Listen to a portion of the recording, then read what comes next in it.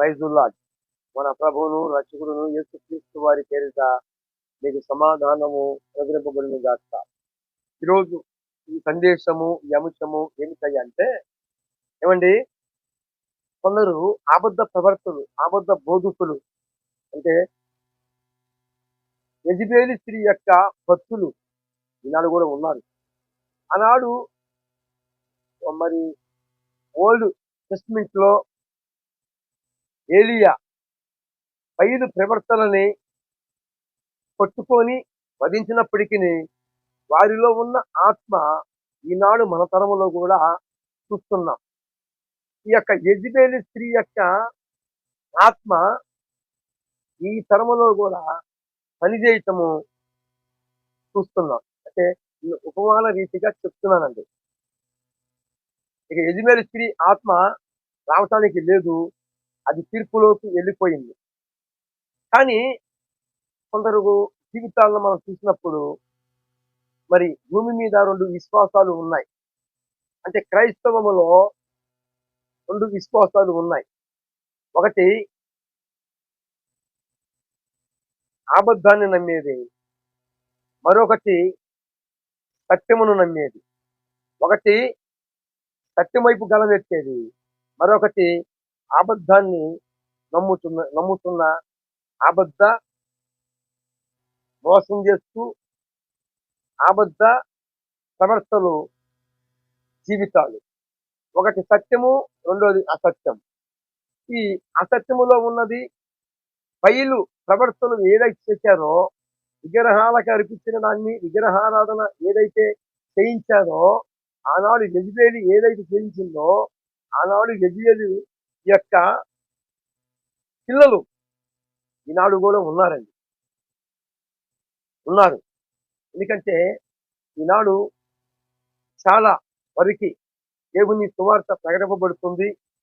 దేవుని ప్రజలందరూ కూడా ఎంత దూరం అయితే ఉన్నారో వారందరూ కూడా దేవుని ప్రతి తిరుగుతున్నారు, ఆకర్షింపబడుతున్నారు. వారందరూ కూడా క్రీస్తు యేసు బలమైన ఉన్నతమైన కార్యాలను చూసి యేసు ప్రభు వారి యొక్క నామాన్ని గణపరుస్తుంది. అసత్యములో ఉన్నవారికి, అసత్యములో ఉన్నవారు ఓర్వలేకపోతున్నారు. ఎందుకు నేను ఈ మాట చెప్తానంటే, ఇటీవల కొన్ని మెసేజీలు టూకీగా చూసినప్పుడు, లేదు విశ్వాసులు విని ఫోన్ కాల్ ద్వారాగా మాట్లాడినప్పుడు, ఈ కడవరి దినాలలో అబద్ధ బోధ ఎక్కువైపోతుంది, అబద్ధ బోధకులు చాలా మంది ఎక్కువైపోతున్నారు, విగ్రహాలకి అర్పించిందని తినము చూస్తున్నారు. అది ఎంతవరకు కరెక్టు, దాని మీద ఒక అంశము మాట్లాడొచ్చు కదా అని నాకు ఫోన్ కాల్ చేసినప్పుడు నేను చెప్పాను. ఆల్రెడీ చాలా వరకు మెసేజ్లు మాట్లాడాను, మరి ఇప్పుడు కొత్తగా మాట్లాడేది ఏం లేదు. అయినా మీ యొక్క ప్రేమ కొలది మీరు నాకు తెలియజేసిన ఆ యొక్క మాటలు, కొబ్బరి ముక్కలు విగ్రహాలకి కొబ్బరికాయ కొట్టినప్పుడు ఆ యొక్క ప్రసాదం అని విగ్రహార్థికులు చెప్తారు. దానిలో నామాన్ని నించన చేస్తారు. యేసు ప్రభు వారి దగ్గర ప్రార్థన చేసిన మందిరములో ఉన్న యేసు ప్రభు వారికి ఇచ్చేది ఏమీ లేదు. అది మన కోసము సిద్ధం చేసుకుంటున్నాం. యేసు ప్రభు వారి నామము ఆ యొక్క మనము చేస్తున్న వాటిలో మెన్షన్ చేయబడదు. కానీ ఒక అన్యుడు విగ్రహారాధన చేస్తున్నవాడు వారు కొలుస్తున్న దాన్ని దేన్నో దాని నామాన్ని మెన్షన్ చేసి, నేను ఫలానా ఆమెకి బలిగా అర్పించాను, ఫలానా ఆమెకి నేను ఇచ్చాను దేవత ప్రసాదము, దేవుడి ప్రసాదం అని వారు ఆ నామాన్ని మెన్షన్ చేస్తారు. ఒక త్రాస్తుడు ఈ అబద్ధ బోధకులు ఏమని పలుకుతున్నారు అంటే, విగ్రహాలలో ఏమీ లేదు, అవి కొత్తవే, మరి మనం వారు ఇచ్చినప్పుడు తీసుకోకపోతే దానిలో ఏమన్నా ఉన్నదనుకొని, కాబట్టి విగ్రహాలకు అర్పించిన దాన్ని తినవచ్చు, కొబ్బరి ముక్కలలో ఏమీ లేదు తినవచ్చు అని తిరుబోధకులు, దురి అవస్థ, అబద్ధ ప్రవర్తలు, యెజబెలి యొక్క పిల్లలు మాట్లాడుతున్నారు. ఈ మాటకి వాళ్ళు చెబుతున్న రిఫరెన్స్ ఏంటి? 1 కొరింథీ పత్రిక 10వ అధ్యాయంలో పౌలు అన్నాడు, విగ్రహాలకి అర్పించిన దాంట్లో ఏమీ లేదు, అది గొప్పవే కాబట్టి వాటిల్లో ఏమన్నా ఉన్నదా అని అనుకుంటాము, తీసుకోకపోతే అని పౌలు ఒక కోణంలో చెప్పిన దాన్ని ఈ అబద్ధ బోధకులు, అబద్ధ ప్రవర్తలు దానిని తీసుకొని పౌలు భక్తుడు ఏం ప్రకటించాడో దానిని స్వీకరించి ఆ మాటనే ఒక కోణంలోనే వివరణిచ్చి విడివిడి జ్ఞానంతో వస్తున్న విశ్వాసులందరికీ అవిశ్వాసులు మనోన్నతుల బుద్ధితనం కలిగజేసిన ఇక సంబంధమైన దేవత పిల్లలు వీళ్ళు. కానీ పౌలు మొట్టమొదటిగా చెప్పాడు, మరి రెండో కోణం కూడా వివరించాడుగా. అదే 1 కొరింథీ పత్రిక 10వ అధ్యాయంలో రెండో కోణంలో కూడా వివరించాడుగా. ఏమని? అన్యజనులు అర్పిస్తున్నది దేవునికి కాదు, దెయ్యములకు అన్నాడుగా.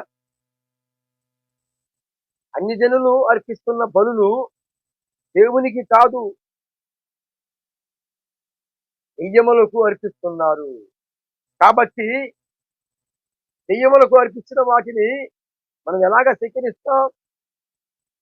దేవుని పాత్రలోది దెయ్యమ పాత్రలోది ఒకటి కాదు కదా, ఒకటి కానేరదు కదా అని చెప్పిన ఆ రెండో కోణము కూడా తీసుకొని చెబితే అప్పుడు ఈ కొబ్బరి మొక్కలు తినమని, విగ్రహాలకు అర్పించిన దాన్ని స్వీకరించమని చెప్పే వాళ్ళ యొక్క కళ్ళు రాలగొడతారు. ఎవరు? సభ్య సమాజంలో ఉన్న విశ్వాసులు. ఒక కోణాన్ని వివరించి రెండో కోణమును వివరించట్లేదు. మోసం, దొంగ దొంగ ఏకుడుగామును వస్తాడు దోసుకొని పోవటానికి. పట్టపొగులే ఉన్నారు దొంగలు. ఏమండి? ఇంకా చూస్తే ఈ యొక్క యెజబెలు యొక్క బిడ్డలు, మరి దానికి న్యూ టెస్ట్మెంట్ లో అంటే కొత్త నిబంధనలో కూడా మనకి పాత నిబంధనలో ఏలియా, కొత్త నిబంధనలో ప్రకటన గ్రంథము 2వ అధ్యాయము 20వ వచనములో ఉన్న మాటలు ఎవరికి? విగ్రహాలకు అర్పించిన దాన్ని నా ప్రజలకి తినిపెడుతుంది, నా ప్రజలని, నా ప్రవర్తనని మోసం చేస్తుంది, దానిని ఇంకా బతకనీను, మంచం పట్టించి దానిని, దాని పిల్లలని చంపివేస్తానన్నాడు. అంటే ఒక మాటలో చెప్పాలంటే విగ్రహాలకి అర్పించిన దాన్ని స్వీకరించిన, విగ్రహాల ఆరాధనలో ఏకీభవించిన వారితో, మరి వారి ఆరాధనలో ఏకీభవించిన ఏమండి చంపేస్తానన్నాడు. దానికి మారు మనసు పొందవలెనని సమయం ఇచ్చినప్పటికీ అది మారు మనసు పొందనల్లా పొందమన్నది. అందుకే మంచం పట్టించి చంపుతానన్నాడు. న్యూ టెస్టిమెంట్ లో కూడా మంచం పట్టించి, కొత్త నిబంధనలో కూడా మంచం పట్టించి చంపేస్తానన్నాడు. ఏమండి? అంటే ప్రకటన గ్రంథము పాత నిబంధనలో విగ్రహారాధనని కరాఖండిగా ఖండిస్తూనే వచ్చారు. సత్య సంబంధులు, సత్యము వైపు గలవెత్తిన దేవుని ప్రవర్తన పాత నిబంధనలోను కొత్త నిబంధనలోను మనకి కనిపిస్తున్నది. విగ్రహారాధన జోలికి వద్దు, అవి అన్ని జనులు అర్పిస్తున్న వాటిలో ఏమున్నది? దెయ్యాలకు అర్పిస్తున్నారు అని చెప్పాడు. మరి అలాగైతే పౌలు మరి ఏదెన్సు పట్టణము వెళ్ళినప్పుడు అపొస్తలుల కార్యములో ఉన్నది కదా 17వ అధ్యాయంలో, మరి ఆ యొక్క మరి ప్రాంతమంతా సంచరించి అక్కడ పౌలు మరొక కోణములో వారికి సువార్త ప్రకటించి, అయ్యలారా మీరు విరగకనే తెలియపడని బలిపీఠమునకు మీరు ఆరాధన చేస్తున్నారు, ఆయన ఎవరో కాదు, మనందరినీ సృష్టించిన సృష్టికర్త అని పౌలు సువార్త ప్రకటించినప్పుడు చాలా మంది పౌలుని విశ్వసించి, ఏమండి పౌలు నమ్ముకున్న ప్రభుని యేసుక్రీస్తు వారి నామమును ఆ రోజున అనేకులు విశ్వసించారు. పౌలు వారు అర్పించిన ఆరాధనలో ఏకీభవించిన వారి కనులు వారి కనులు వెలిగించాడు. వారి జ్ఞానేంద్రాలని వెలిగించాడు పౌలు. మీరు తెలియకనే, మీరు ఎరగకనే సృష్టికర్తకి ఆరాధన చేస్తున్నారు. మీ దేవతల ప్రతిమలన్నీ కూడా నేను సంచరిస్తున్నప్పుడు తెలియబడిన బలిపీఠము ఒకటి నాకు కనపడింది. ఆ బలిపీఠము మనందరికీ ఆధారము అయినది. ఆయనే ప్రభువు యేసు క్రీస్తు వారు, ఆయనే యెహోవా అని సత్యము వారికి ప్రకటించినప్పుడు వారందరూ కూడా మార్పు చెందారు. ఇంకను ఈ యొక్క యెజబెలు యొక్క పిల్లలు అబద్ధ బోధకులు ఒకరు కొబ్బరి నూనె బిజినెస్ అట్ట అమ్ముతున్నారట. ఏ అన్ని జనులు దేవాలయ దగ్గర అమ్మటం లేదా? వారి కోణంలో అమ్మటం లేదా? అది కాదు. పాస్టర్లు మాత్రమే, సత్యం వైపు ఉన్న పాస్టర్లు మాత్రమే చిక్కుతారు. ఎవరు? ఈ అసత్య బోధకులకి, ఈ అసత్యములో ఉన్న వారికి. ఏమండి? కొబ్బరి నూనె బిజినెస్. మరి యాకోబు పత్రిక 5వ అధ్యాయంలో 13వ వచనములో మీలో ఎవరికైనాను శ్రమ సంబంధించినా అతడు ప్రార్థన చేయవలెను. ఎలా చేయవలెను? నూనె రాసి ప్రార్థింపవలెను. మరి నూనె ఎలాగో వచ్చిందండి? నూనె ఈయన తాతయ్య ఏమైనా పంపిస్తాడా? ఫ్రీగా ఏమైనా పంపిస్తాడా వాళ్ళ తాతయ్య? ఫ్రీగా పంపించడే. ఏమండి? మందన కాసువాడు మందపాలు తాగటము న్యాయమే కదా. గతంలో విగ్రహారం చేసేటప్పుడు మరి బ్రాహ్మణుని, ఒక ఆలయంలో చేస్తున్న అత్తికటం చేస్తున్న ఒక బ్రాహ్మణ్ణి ఆ ఊరి ప్రజలందరూ కూడా పరాయిస్తూ గుడిలో ఉంచుతారు ప్రత్యేకంగా. ఏమండి? ఎందుకు? అత్తికటం చేస్తున్నాడు, మనకు తెలియని వాటిని బోధిస్తున్నాడు, మరి దేవుడికి అర్చకుడుగా ఉన్నాడు కాబట్టి అతనికి ఎక్కడ జీవనోపాధి ఉంటది. కాబట్టి ఊరి ప్రజలందరూ కలిసి ఒక బ్రాహ్మణ్ణి ఎన్నుకొని మరి ఆ బ్రాహ్మణ్ణి పోషిస్తూ ఉంటారు. ఏమండి? ఒక పాస్టర్ని, సత్య సంబంధుగా ఉన్న ఒక దైవ సేవకుడిని ఏదన్నా పరిస్థితికి ఏదైనా జరిగితే ఆయన మీద ఎన్ని భూతద్దాలో బ్రాహ్మణులు చేయట్లేదా? బ్రాహ్మణులు రకరకాలుగా ప్రలోభించలేదా? ఎంతమంది అండి స్త్రీలోళ్ళు అయ్యి వ్యభిచార కేసుల్లో ఎంతమంది బ్రాహ్మణులు దొరికారు? ఎంతమంది దొరికారండి? ఒక బ్రాహ్మణులే కాదు, విగ్రహ సంబంధమైన వాటిలలో ఎంతో మంది దొరికారు. అంటే నేను బ్రాహ్మణ్ణి అంటున్నానని తప్పుపడుతున్నా. అంటే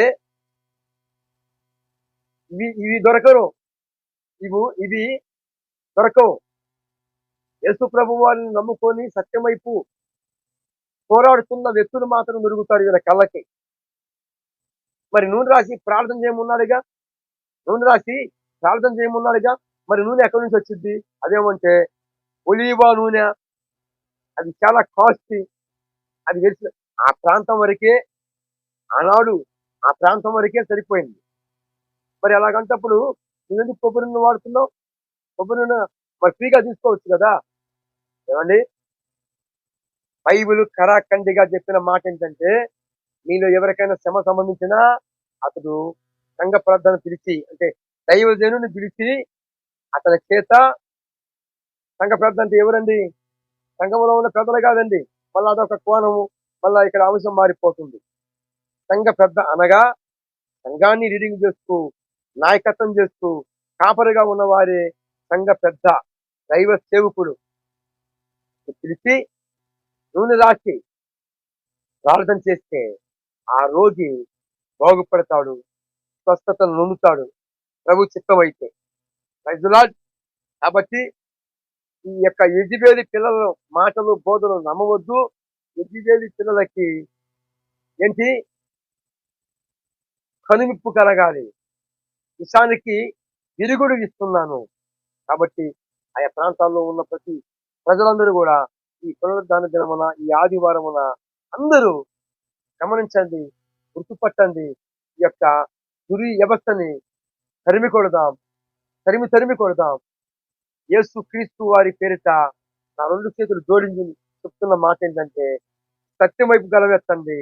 అసత్యములో ఉన్న వారిని, వారి యొక్క అసత్యములో ఉన్న వారి యొక్క హృదయ జ్ఞానేంద్రియాలు వెలిగించబడాలి అంటే సత్యములో ఉన్న ప్రతి ఒక్కరూ గలమెత్తాలి, గలమెత్తాలి.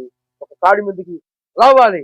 ఇదే నా ప్రగాఢ ఆ, విశ్వాసము. అందరికీ నరదీపరికర వందనాలు తెలియజేస్తున్నాను.